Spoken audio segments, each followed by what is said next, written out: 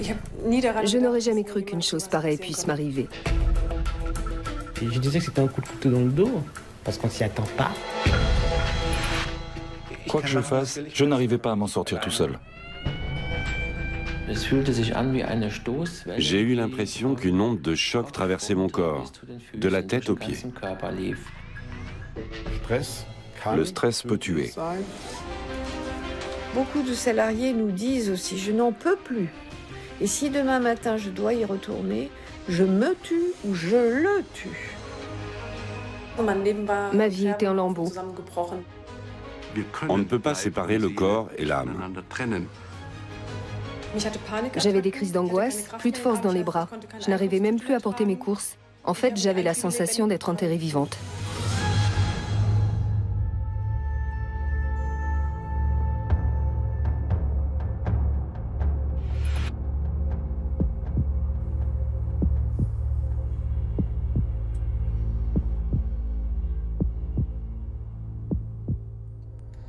Le travail au XXIe siècle a un credo, en faire toujours plus et de plus en plus vite.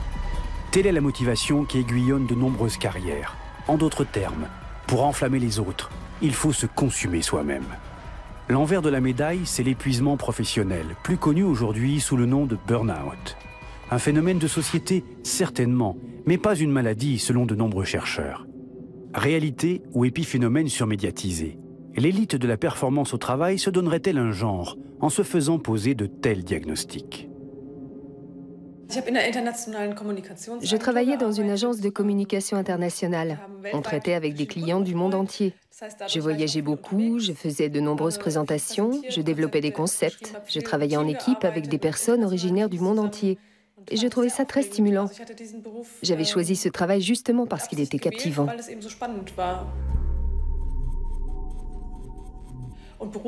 Professionnellement, tout allait bien. J'avais obtenu une promotion et je visais déjà l'échelon supérieur. J'étais très engagée, très ambitieuse aussi. J'étais dans mon élément. Confronté à des exigences personnelles très élevées, des attentes toujours plus grandes sur le lieu de travail et des sollicitations incessantes dans la sphère professionnelle et privée, l'organisme réagit en tournant à plein régime afin de maintenir le cap.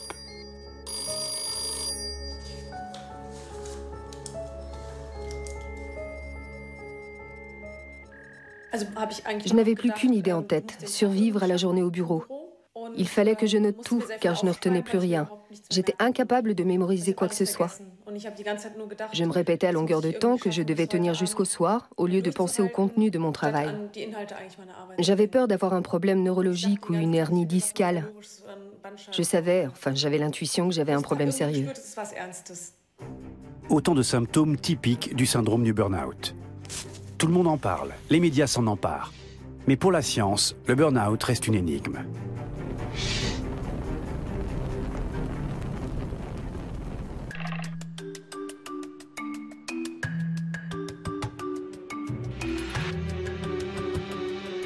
Florian Holzbauer dirige l'Institut de psychiatrie Max Planck de Munich.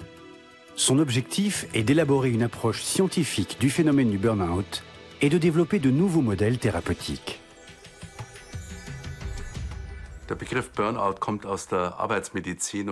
Le terme de burn-out provient de la médecine du travail et s'applique à une personne qui travaille en permanence au-delà de ses limites, sans recueillir pour autant le respect et la reconnaissance attendus. Elle redouble alors d'efforts jusqu'à l'effondrement, qui donne lieu à un sentiment de vide et d'épuisement.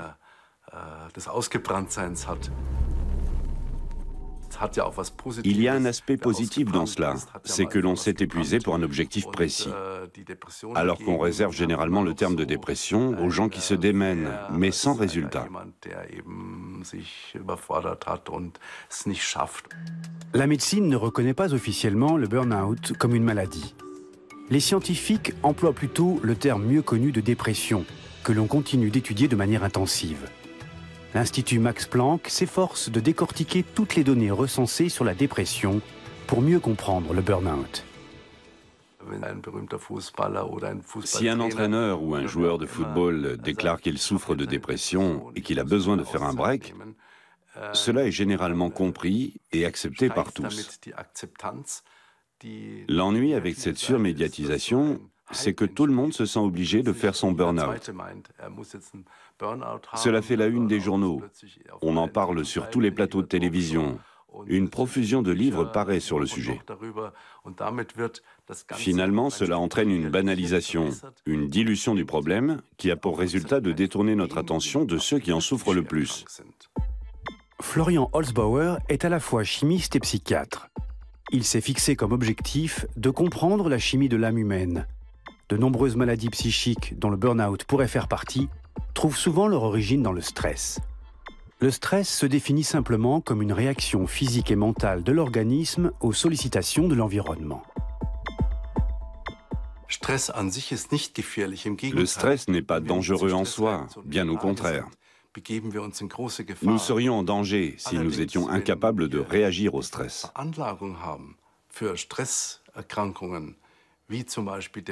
Toujours est-il que pour ceux qui ont une prédisposition aux maladies dues au stress, comme la dépression, le burn-out ou les troubles du sommeil, une exposition récurrente ou permanente au stress peut provoquer l'apparition de maladies graves.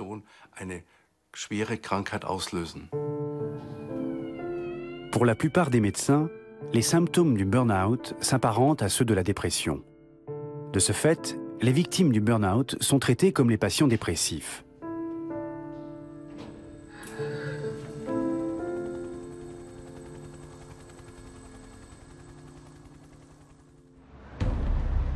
Il est en effet difficile de distinguer le burn-out de la dépression. Pour définir ce phénomène, certains médecins ont recours au concept de dépression due à l'épuisement. Au début, je ne pouvais plus rien soulever car je n'avais plus de force dans les bras et dans le dos. Entre les orthopédistes, les rhumatologues et les neurologues, ça a été un vrai parcours du combattant.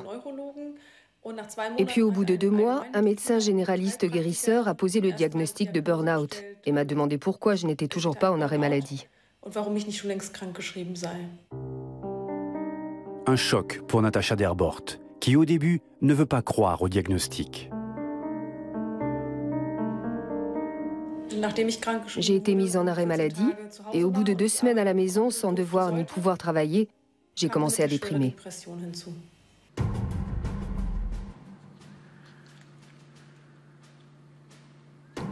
À l'Institut de psychiatrie Max Planck, les chercheurs tentent d'identifier les causes biochimiques de maladies psychiques.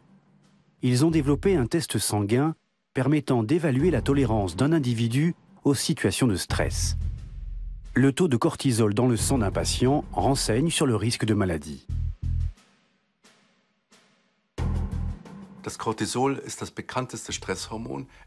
Le cortisol est l'hormone du stress la plus connue. Sa sécrétion est stimulée par une neurohormone produite dans le cerveau, appelée corticolibérine, ou CRH. Le cortisol est à l'origine du sentiment d'angoisse, inhibe le sommeil et l'appétit, et nous permet de nous focaliser sur une situation liée au stress. Toute situation de stress favorise la production de cortisol sécrété par les glandes surrénales. Le corps tout entier se met en état d'alerte. Le cœur, le cerveau et les poumons ont une activité intensifiée, alors que celles d'autres fonctions importantes comme la digestion, la libido et le système immunitaire sont réduites. Un stress chronique allié à une prédisposition naturelle déclenche une surproduction dangereuse de cortisol.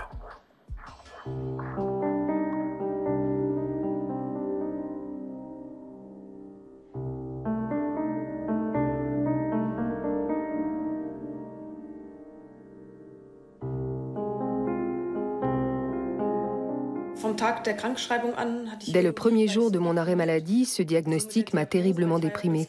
Je me suis sentie affaiblie et faillible. Je ne pouvais plus rien avaler. J'ai arrêté de manger et résultat, j'ai perdu 8 kilos en 6 semaines. Le manque d'appétit était un effet secondaire de la dépression. En fait, je ne faisais plus rien. Du matin au soir, je restais assise dans ma cuisine ou couchée au lit. J'arrivais tout juste à lire, et sinon, je ne faisais plus rien.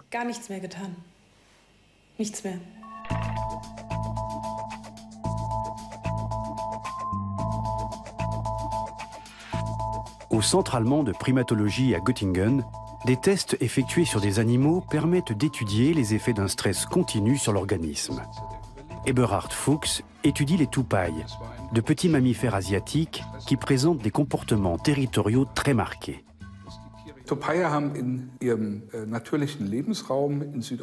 Dans leur milieu naturel en Asie du Sud-Est, les toupailles ont un comportement territorial, les mâles en particulier. Nous pouvons travailler sur ce comportement en laboratoire en recréant les conditions de vie de leur environnement naturel.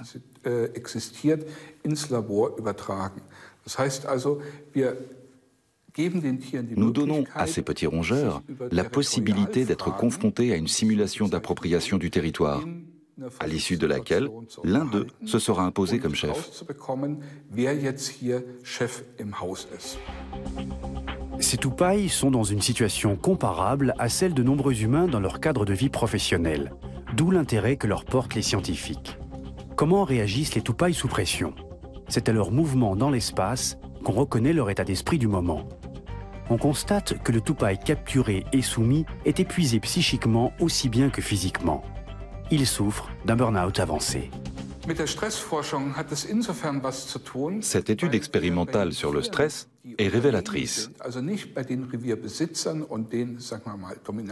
Elle montre que les mammifères soumis, pas les autres, les dominants sont à part, présentent des indicateurs physiologiques, comportementaux et neurobiologiques très proches de ceux recueillis auprès de patients humains dépressifs.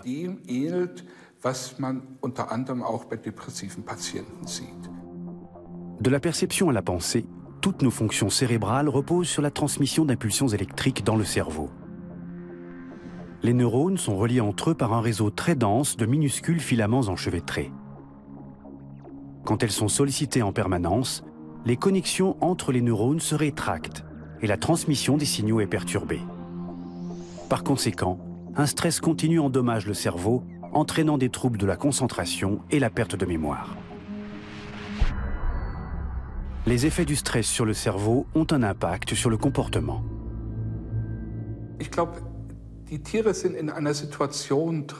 Je pense que ces animaux sont dans une situation, ou plutôt une confrontation, où l'élément dominant fait clairement passer le message. Je suis là et tu n'as donc rien à faire ici.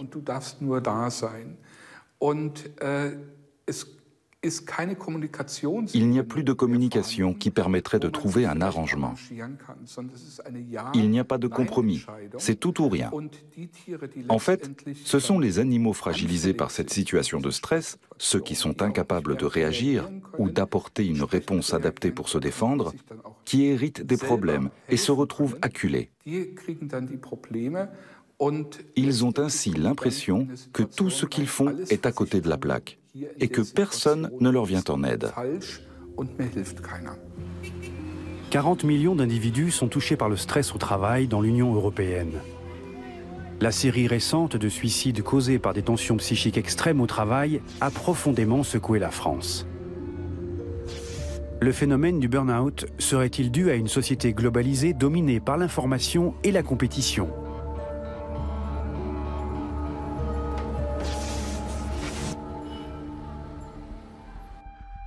Jacques Genast est né en Guadeloupe. Il a grandi à Paris et a fait ses études dans une grande école. Son diplôme en poche, il a tout de suite trouvé du travail et rapidement gravi les échelons hiérarchiques.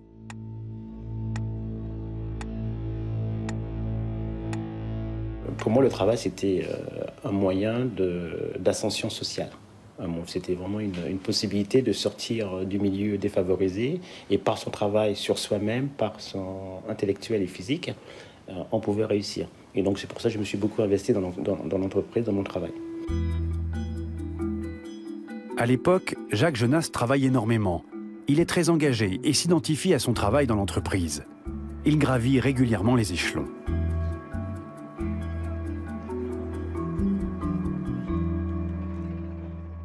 C'est lorsqu'il y a eu le boom, la crise économique, vers 2000, 2001, On a commencé à sentir les rapports entre les collègues, entre la direction. On sentait une certaine tension. Et donc, il y avait un impact. On nous demandait beaucoup plus. On a commencé à nous demander beaucoup plus. Les gens ont commencé à être un peu plus individualistes. Voilà, donc j'ai senti ça. Le climat social se dégrade. Une vague de licenciements déferle sur la France. Chacun a peur, quel que soit son poste et son rang dans la hiérarchie. Jacques Genaste finit par être licencié comme tant d'autres. Me retrouver au chômage, moi, c'est pas possible, je ne croyais pas. Non, c'est pas possible. Non.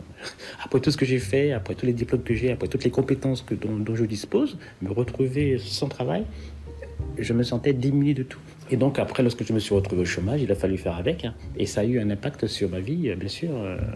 J'étais un peu plus tendu, mes enfants le ressentaient. Voilà, c'est ça.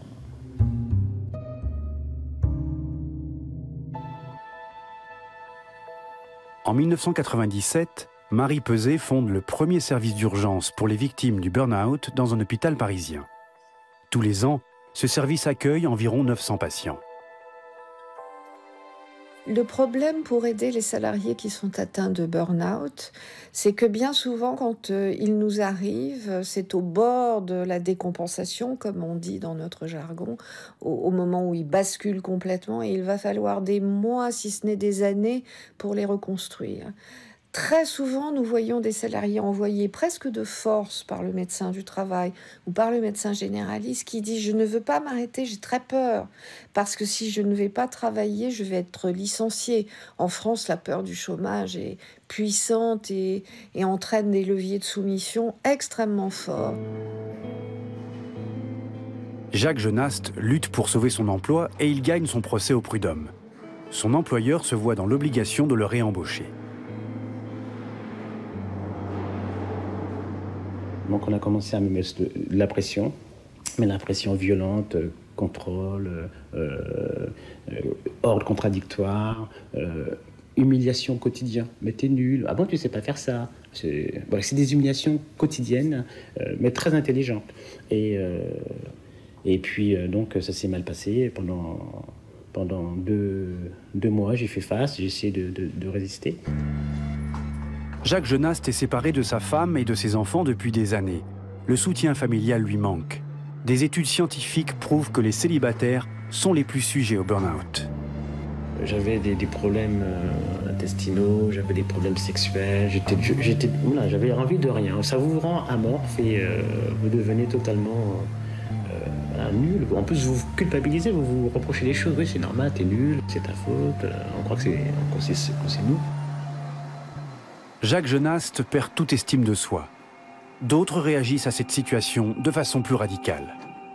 Beaucoup de salariés nous disent aussi « je n'en peux plus ». Et si demain matin je dois y retourner, je me tue ou je le tue.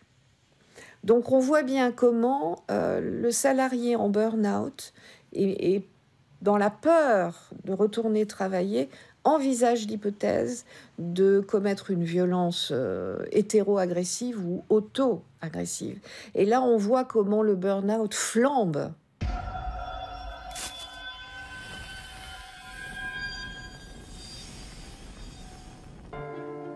Deux mois après son retour dans l'entreprise, Jacques Genaste est convoqué à un entretien personnel.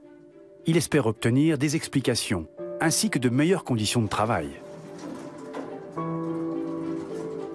La réunion s'est passée vers 17h, 18h, je me rappelle bien. Et c'était soi-disant informel. C'était un moyen de faire le point sur ma présence depuis 2 mois. En fin de compte, cette réunion était déjà préméditée, préparée. Et je pense vraiment une volonté de faire mal. Et d'essayer de me pousser. Et ça m'énerve.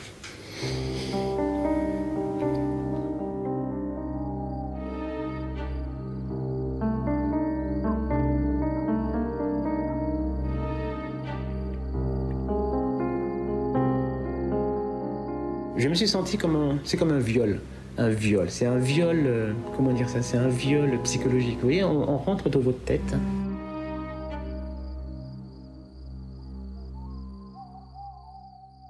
Lorsque nous avons ouvert les consultations, nous pensions, comme un peu tout le monde, que peut-être c'était les salariés les plus fragiles qui arrivaient. Pas du tout. Nous sommes rendus compte au fil du temps, et maintenant il y a 34 consultations sous France et Travail, donc ça fait des milliers de salariés, que c'est celui que nous appelons le salarié sentinelle qui vient consulter. C'est le salarié qui a le rapport le plus authentique au travail, qui veut bien faire son travail et qui va donc se battre pour continuer à faire un travail de qualité. Le stress psychique au travail a un coût économique et social. En effet, les dépressions sont à l'origine de la majorité des arrêts de travail et des départs anticipés à la retraite. Le coût de la dépression est estimé à plus de 100 milliards d'euros par an dans les pays de l'Union européenne. Avec le burn-out a cassé tout ça. Le burn-out m'a fait comprendre que l'entreprise, c'est un broyeur. C'est une usine et vous devez produire, vous devez être productif. Si vous n'êtes pas, on vous jette. Au CHU de Göttingen en Allemagne, on tente de déterminer en quoi la santé mentale affecte la santé physique. Christoph Hermann-Lingen est psychothérapeute et spécialiste en médecine interne. Il dirige le service de psychosomatique et de psychothérapie. Afin d'être mieux cerné, le phénomène très complexe du burn-out requiert une approche interdisciplinaire. À Göttingen, psychologues et cardiologues travaillent main dans la main. Les électrocardiogrammes livrent de précieuses informations sur l'activité du cœur soumis à une pression psychique constante. L'électrocardiographie indique que dans les cas les plus graves, les muscles du cœur ont été endommagés. Nous étudions les interférences entre le psychisme et le corps depuis des siècles, voire des millénaires. Et nous sommes plus à même de les comprendre aujourd'hui. D'une part, nous analysons la façon dont les processus psychiques agissent sur le corps par l'intermédiaire du système nerveux végétatif, du système hormonal et du système immunitaire. Mais notre étude porte aussi sur le sens inverse, car nous savons que notre état physique influe aussi directement sur notre psychisme par le biais du système nerveux, des hormones, mais aussi de notre vécu. L'électrocardiogramme d'effort révèle que le cœur fonctionne de manière anormale lors d'une dépression due à l'épuisement. Le stress continu expose le cœur et les vaisseaux sanguins à un flux continu d'hormones catalysant le stress. Le cœur est surmené et se retrouve en état d'alerte permanent. Les situations de stress récurrentes conduisent à l'augmentation de la pression artérielle, qui atteint alors un niveau anormalement élevé. De nombreuses autres fonctions de l'organisme sont aussi touchées. Tant plus sollicitées, les plaquettes sanguines intensifient leur activité et stimulent le système de coagulation, tandis que le système immunitaire se met en état d'alerte et s'épuise de lui-même. L'interaction de différentes modifications de l'organisme, imputables au stress, peut déclencher des changements chroniques, notamment des vaisseaux sanguins. À terme, un tel terrain peut même entraîner un infarctus du myocarde.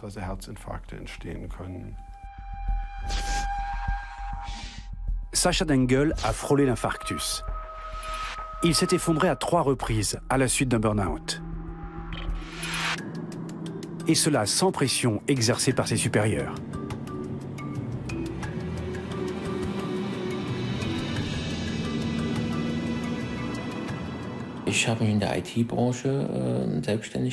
Je me suis mis à mon compte dans la branche informatique.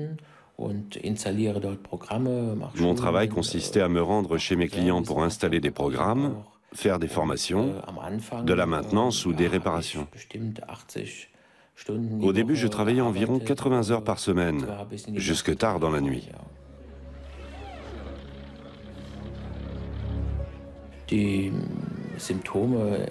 Au commencement, je ne ressentais aucune fatigue ou épuisement.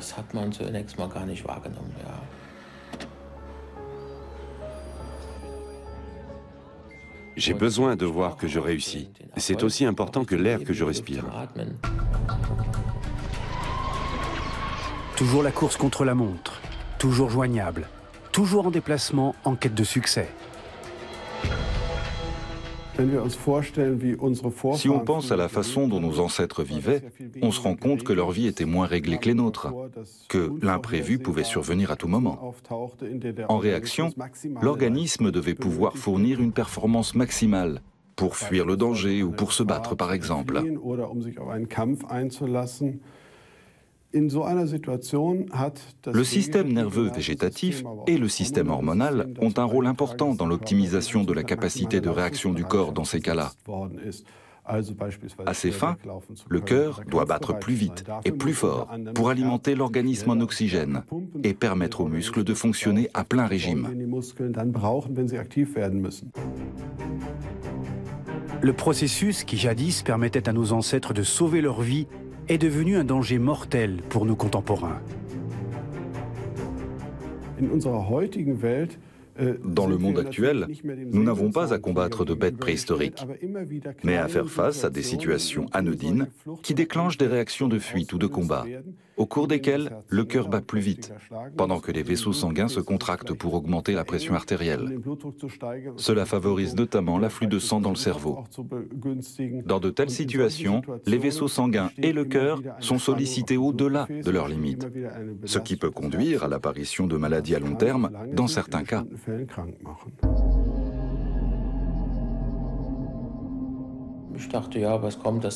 Je pensais que les symptômes finiraient par s'en aller. Il faut dire que ça avait pris des mois avant que mon état ne devienne vraiment alarmant et préoccupant. Au début, on préfère ne pas y prêter attention, mais face à l'aggravation des symptômes, on n'a plus vraiment le choix et on commence à se poser des questions. Que signifient les vertiges, les douleurs dans la poitrine, les crises d'angoisse?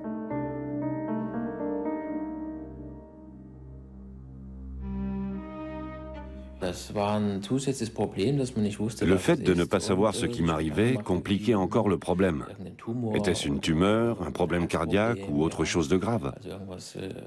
Ces interrogations ne faisaient qu'accentuer ma peur et mes symptômes.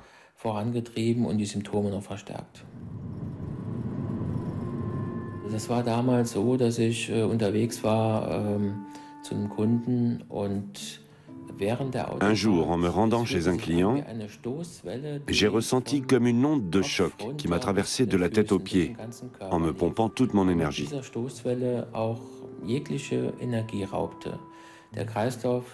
J'ai eu des vertiges et je me suis senti très faible et tremblant.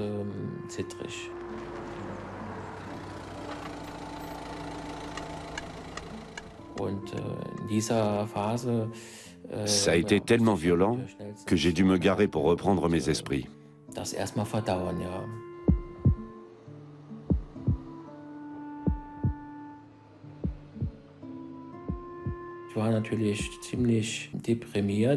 Bien sûr, j'étais très déprimé par mon état de fatigue, par mon incapacité à reprendre la route. Je ne savais pas à quoi c'était dû, ni ce qui allait m'arriver. Je ne savais même pas comment j'allais faire pour rentrer à la maison. C'était une situation très désagréable.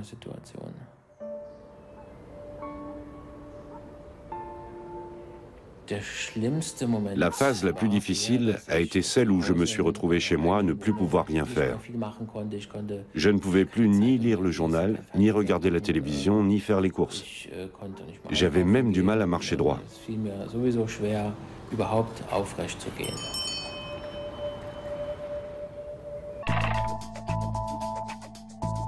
À l'Institut Max Planck de psychiatrie de Munich, des chercheurs étudient les facteurs qui affectent nos cerveaux. Des neurones reliés entre eux par un enchevêtrement de milliards de filaments sont à l'origine de nos pensées et de nos perceptions.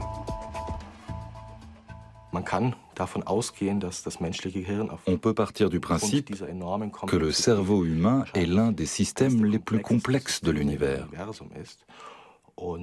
Les transmissions électriques qui parcourent cet organe ont une influence décisive sur notre comportement et sur nos émotions. Au microscope, on aperçoit les cellules nerveuses de la région du cerveau où sont interprétées les perceptions sensorielles. Leur évaluation permet de déterminer s'il y a danger ou pas. Cette structure cérébrale, l'hippocampe, joue un rôle décisif dans la bonne gestion des situations de stress. En cas de maladie nerveuse liée au stress, les neurones ne sont pas aussi densément reliés entre eux dans l'hippocampe. Tout porte à croire que les maladies psychiatriques sont liées à une modification de la conduction nerveuse. Ce sont ces modifications que nous essayons de comprendre ici. Les chercheurs munichois peuvent observer le cerveau en pleine activité. Ils alimentent les cerveaux de souris avec une solution à base de sucre et d'oxygène. Des colorants dans certaines cellules nerveuses réagissent à des impulsions électriques. Ainsi, on peut observer au microscope quelles cellules sont actives à un moment donné. Les chercheurs peuvent suivre les signaux émis dans l'ensemble du cerveau en temps réel, afin de comprendre les effets de l'hormone du stress sur les fonctions cérébrales.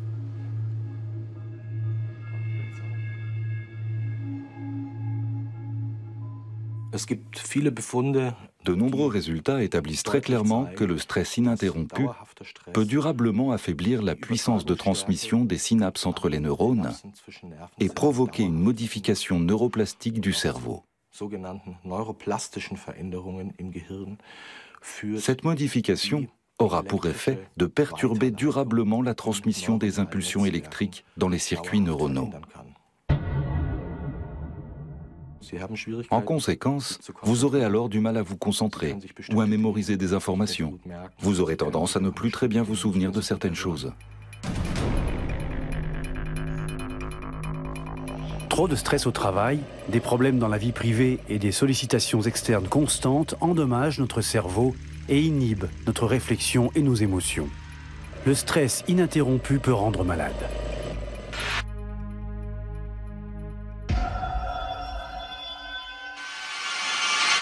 Tim Kallenbach en a fait l'expérience. Il crée des sites internet pour de grandes entreprises et est actuellement en arrêt maladie.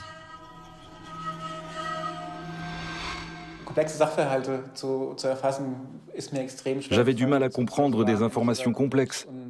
À la fin, c'était même devenu carrément impossible. Je faisais énormément d'étourderies quand je rédigeais des emails, par exemple. J'oubliais d'y mentionner des choses importantes qu'on venait de me dire.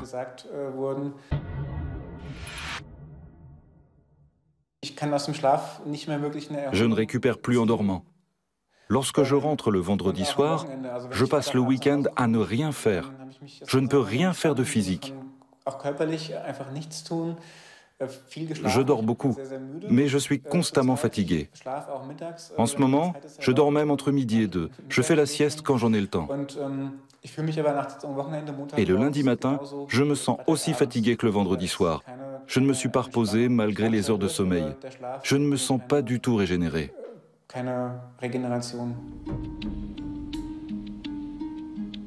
Ces chercheurs munichois veulent comprendre ce qui rend le sommeil si difficile chez beaucoup de victimes du burn-out.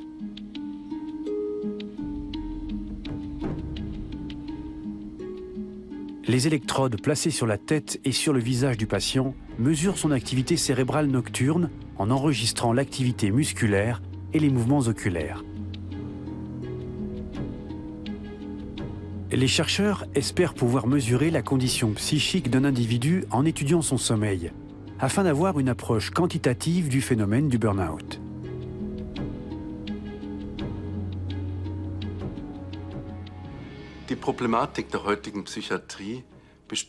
La psychiatrie contemporaine se heurte au fait que nous classons nos patients dans des groupes de diagnostic établis exclusivement à partir de discussions. Nous n'avons pas d'instrument de mesure objectif à notre disposition. Or, les patients devraient être traités au cas par cas, car les causes de la dépression diffèrent d'une personne à l'autre. Le sommeil serait-il un indicateur de notre prédisposition individuelle au stress? Mesurer l'activité cérébrale pendant le sommeil nous permet de tirer des conclusions sur les modifications des neurotransmetteurs dans le cerveau. On peut observer des modifications des neurotransmetteurs au cours du sommeil. Une conduction neuronale défaillante peut révéler un système hormonal perturbé et indiquer que le patient court le risque élevé d'être un jour victime d'une dépression. Des phases de sommeil riches en rêves peuvent indiquer qu'un risque de dépression est présent, même si ces symptômes ne se sont pas encore déclarés. Le laboratoire du sommeil est un instrument de diagnostic important pour les chercheurs. Chaque dépression est un phénomène unique. Les examens biochimiques, les électroencéphalogrammes du sommeil et les radiographies nous permettent de comprendre cette unicité afin de traiter à l'avenir les dépressions au cas par cas. Pour mieux cerner le phénomène du burn-out, la science doit tout d'abord comprendre pourquoi tel individu est prédisposé à la dépression, alors qu'un autre ne l'est pas. Une explication réside peut-être dans nos gènes. Les biologistes moléculaires ont déjà identifié les premiers gènes qui régissent notre réaction face au stress. Il semblerait que notre patrimoine génétique définisse notre niveau de tolérance du stress et notre prédisposition à être victime de burn-out.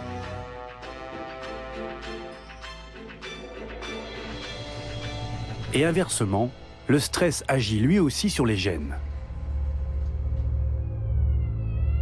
Le stress ininterrompu, les expériences traumatiques ou violentes et les catastrophes peuvent fortement influencer les gènes liés au stress, en particulier si les événements incriminés se sont produits à un stade précoce de la vie de l'individu.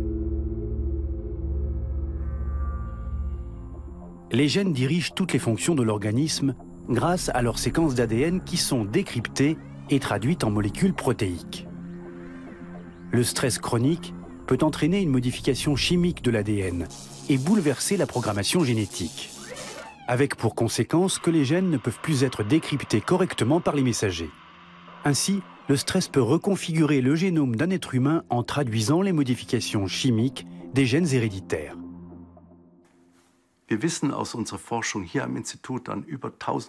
Nous avons recensé et suivi des milliers de jeunes individus sur de longues périodes. Et nous en avons tiré la conclusion que ceux qui ont eu des expériences traumatiques pendant leur enfance courent un plus grand risque de dépression. Alors que la dépression est reconnue en tant que maladie et que les caisses maladies remboursent les traitements, les victimes du burn-out sont le plus souvent livrées à elles-mêmes. Des chercheurs du monde entier cherchent à développer des tests permettant de diagnostiquer le burn-out. Mais ils ne sont pas toujours d'accord entre eux. À l'heure actuelle, plus de 130 symptômes ont été recensés. Une définition médicale claire de cet état n'a pas encore été établie. Les médecins se retrouvent face à un dilemme. Leurs patients souffrent de burn-out, mais officiellement, le burn-out n'est pas une maladie reconnue.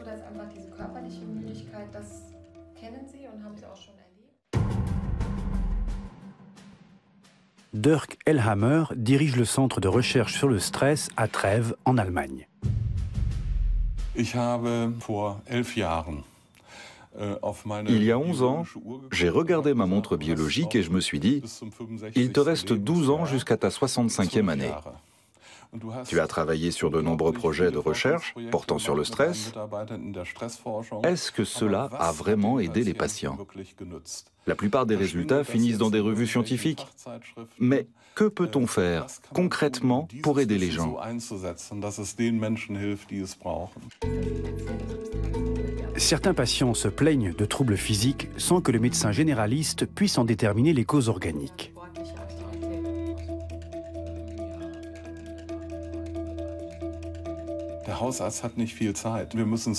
Le médecin généraliste n'a pas beaucoup de temps à consacrer à chaque patient. Il ne devrait pas y passer plus de 5 à 10 minutes en faisant une anamnèse, en passant en revue son dossier médical et en prenant sa tension artérielle. Une fois rentré chez lui, le patient doit se faire lui-même un électrocardiogramme, faire un prélèvement d'échantillons de salive, prendre une pilule de dexaméthasone, refaire un prélèvement d'échantillons de salive et remplir un questionnaire. Ensuite, il rapporte tout chez son médecin ou envoie les résultats à notre laboratoire. L'électrocardiogramme indique l'état du cœur du patient avant et après la période de sommeil. Il indique aussi si le réglage des fonctions vitales est perturbé chez le patient. La concentration en cortisol des échantillons de salive indique si une réaction au stress a eu des effets indésirables. Nous espérons pouvoir mettre la méthode de diagnostic à la disposition des médecins à partir de l'année prochaine. Les médecins qui souhaitent avoir un soutien supplémentaire pour appuyer leur diagnostic peuvent y avoir recours. Les patients peuvent aussi remplir un questionnaire en ligne pour fournir les résultats au médecin le plus rapidement possible. Ainsi, le médecin peut ordonner un traitement adapté et concret très peu de temps après le diagnostic initial. La plupart des cas de burn-out sont en réalité des dépressions et sont traités en conséquence. Les cas de burn-out aigu sont souvent traités dans un premier temps en milieu hospitalier. Les antidépresseurs sont le moyen le plus utilisé pour stabiliser les patients complètement désorientés. Ensuite, les traitements médicamenteux sont complétés par des mesures psychothérapeutiques comme les groupes de parole, l'art-thérapie ou des exercices physiques appropriés. Mais toutes ces mesures n'ont de sens que si les patients sont prêts à repenser leur mode de vie et leur situation professionnelle. Natacha Derbort a su réagir à temps pour se lancer dans une nouvelle vie. Elle a quitté la ville pour vivre à la campagne et elle fait régulièrement du sport.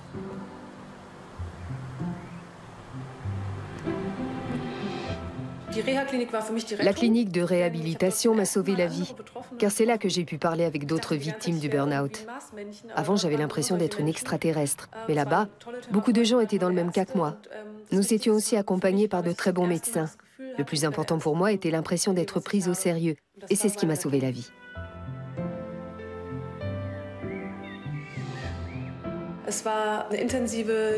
La psychothérapie était très intensive et m'a beaucoup aidée. La thérapie de groupe aussi, car elle a un aspect très dynamique et constructif en cas de burn-out. J'y ai aussi appris à structurer mon quotidien. J'avais un emploi du temps chaque jour. Ça m'a véritablement aidé à vivre pleinement le quotidien. Il a fallu 10 mois à Natacha Derbort pour reprendre le travail, 4 ans de plus pour réfléchir aux causes de cette mésaventure et modifier son comportement en conséquence.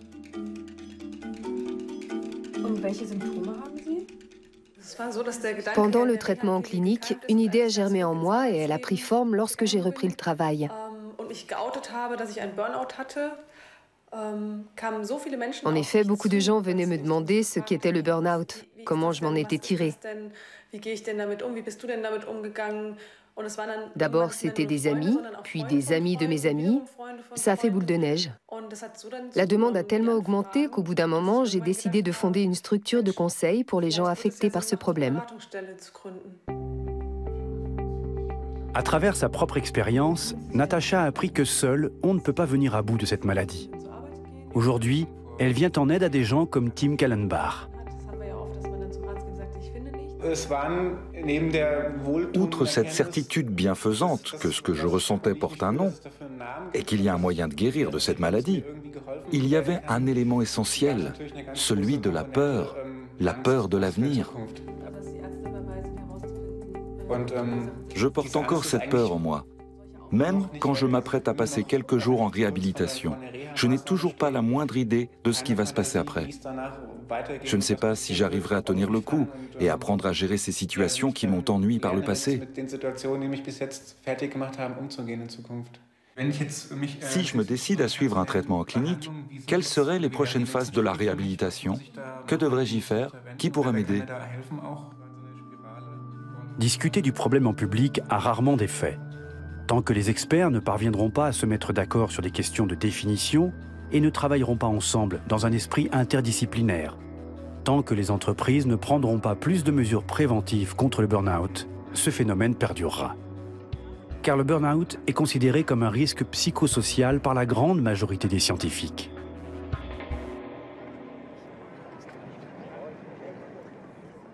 Actuellement, on ne peut pas dire qu'il y ait un métier épargné par le burn-out en France. Du conducteur de camion jusqu'à l'infirmière à l'hôpital, en passant par le PDG d'une petite ou d'une moyenne entreprise, jusqu'aux médecins français, aux chirurgiens français, aux avocats.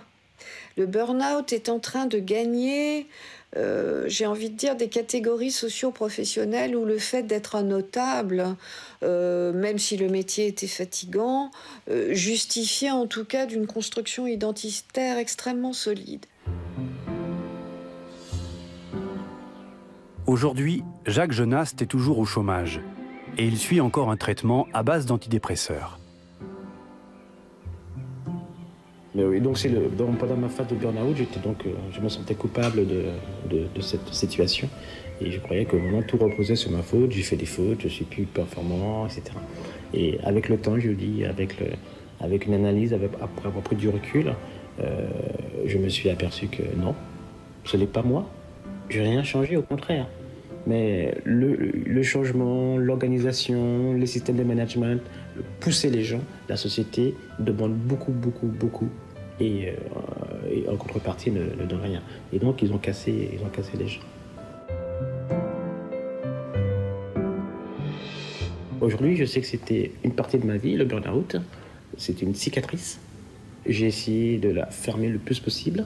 Parfois, ça revient, mais j'ai essayé de fermer le plus possible. Aujourd'hui, je tire profit de ce qui m'est arrivé. Lorsqu'on a chuté de top manager à clochard, ça fait un gap énorme. Donc, on apprend à être un peu plus humble et à voir, comment dire cela, je suis revenu sur les valeurs fondamentales. Et aujourd'hui, je sais que plus jamais. J'ai mis 3 ans à dire non. Apprendre à dire stop, basta. Voilà. Donc quand je sais dire à quelqu'un maintenant non, c'est une énergie que je sais pointer, dire plus jamais non. Et la personne sent que voilà, en face, il y a une résistance et que cette résistance a une certaine expérience et ne pourra plus du tout venir dans votre tête et pouvoir vous manipuler. Nombreux sont ceux qui ont subi un burn-out et qui connaissent aujourd'hui une forme de renaissance. Ils retrouvent les valeurs qui leur étaient chères et les émotions qui font le sel de leur vie.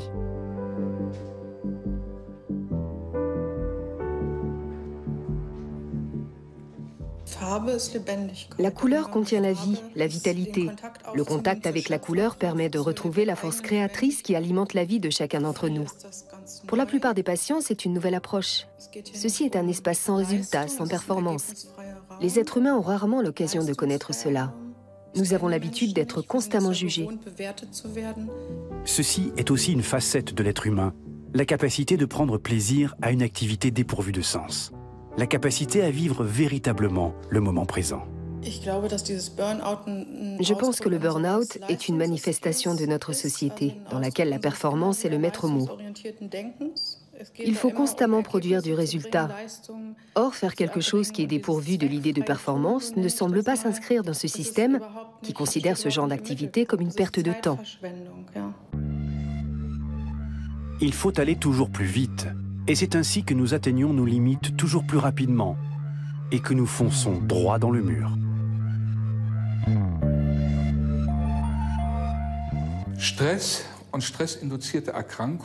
D'après l'Organisation mondiale de la santé, le stress et les maladies liées au stress seront les maladies les plus répandues sur la planète dans 10 ans. À l'heure actuelle, il s'agit de contrer ces maladies et symptômes dans le monde entier. Pour ça, il est nécessaire de combiner des moyens pharmaceutiques avec les moyens thérapeutiques dont nous disposons.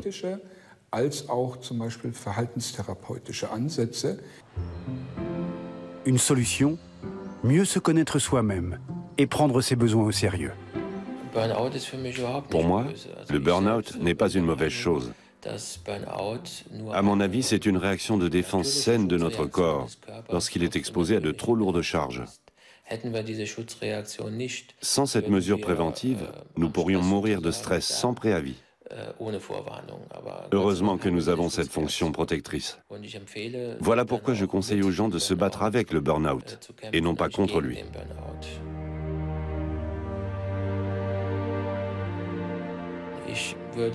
Je dirais que j'ai maîtrisé mon burn-out et qu'il en restera ainsi tant que je me ménagerai et que je conserverai un rythme de vie sain. Mais le danger de subir un nouveau burn-out est toujours présent.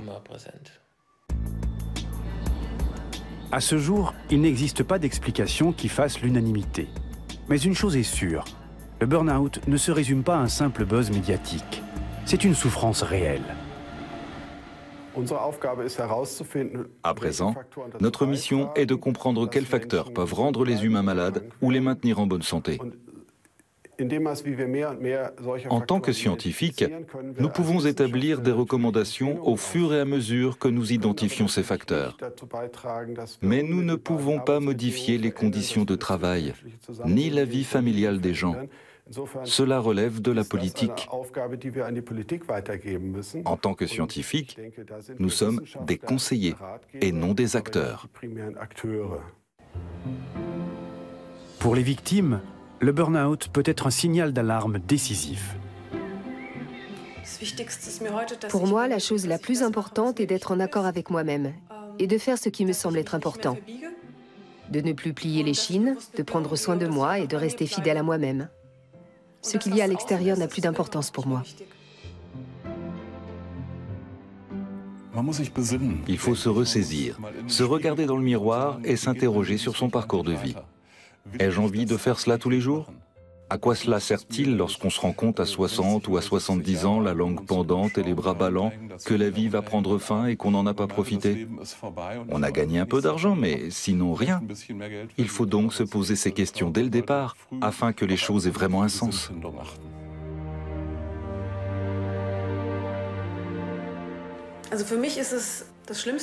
Pour moi, cela aurait été un mal pour un bien. Ce qui m'est arrivé m'a montré ce qui compte vraiment pour moi dans la vie et qui je veux être. Cette maladie a été le marchepied d'une grande transformation personnelle. Ça a été très dur, mais ça a aussi été une chance pour moi, car ce burn-out m'a permis de faire des changements positifs dans ma vie. Ce qui vaut au niveau individuel peut être extrapolé à l'échelle de toute la société. La prévention et l'écoute de soi restent les meilleurs remparts contre le burn-out. La semaine prochaine, nous nous intéresserons au phénomène de somnolence.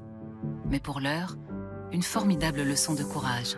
Celle d'une famille libanaise qui vit à Berlin sous la menace permanente de l'expulsion et sur les rythmes salvateurs du hip-hop.